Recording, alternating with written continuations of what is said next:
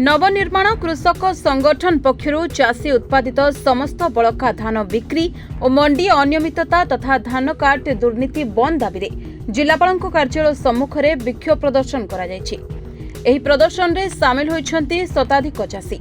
मुख्य प्रसंग मंडी रे धान न उठिबा प्रतिवाद रे एही आंदोलन करा जाउछि। जगतसिंहपुर जिल्लार विभिन्न मंडी रे धान किनारे अनियमितता, कटनी छटनी, चाषी को भयभीत करबा, चाषी धान ठकी नेबा, सरकारी योजनार दुरुपयोग करबा, सरकारी अर्थ को आत्मसात करबा भली विभिन्न दाबी नहीं जगतसिंहपुर जिलापाल कार्यालय सम्मुख में शताधिक चाषी आंदोलन करिसेंति। एहासह मुख्यमंत्री उद्देश्य रे जिलापाल को दाबीपत्र प्रदान करा जायछि। तेबे सरकार आगामी दिन में चाषी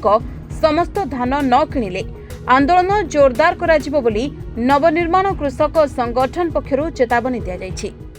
आमर बड़ दाबी होची कटनी छटनी जहाँ चलता लुटपाट चलती लुटपाट सागे धान उठू ना धान उठा प्रक्रिया तो ब्याहत होती प्रति गाँ गंडाल व्यस्त धान उठे धान उठो ना बाहाना काट बढ़ाऊँ धान उठू ना। आज आम 1 पॉइंट प्रोग्राम चाषी सबू धान उठा बिना कटनी उठा धान न उठिले आम शांतिपूर्ण भाव देवी मैंने अच्छा रश्मि अच्छा नेतृत्व नौ दुर्गा सिंह अच्छा आम ये बसीचु आम कम हो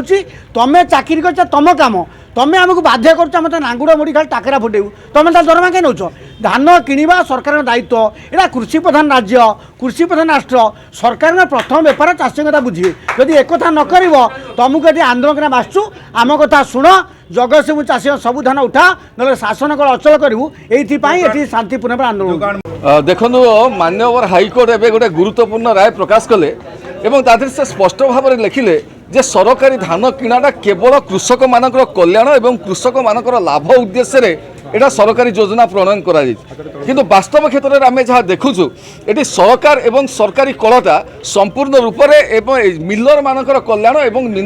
मिलर मानकर समृद्धि काम करुँच। आपण मैंने देखुं जोगाण मंत्री स्पष्ट भाव में कहते मंडी में धान सुरखुरी चलती आपण मैंने गोटे मंडी कौटी देखई दिंतु कौ जगह सुरखुरी चलती सुरखुरी चलवार अर्थ हूँ। Jagatsinghpur Pratap Kumar Singh report reporters today.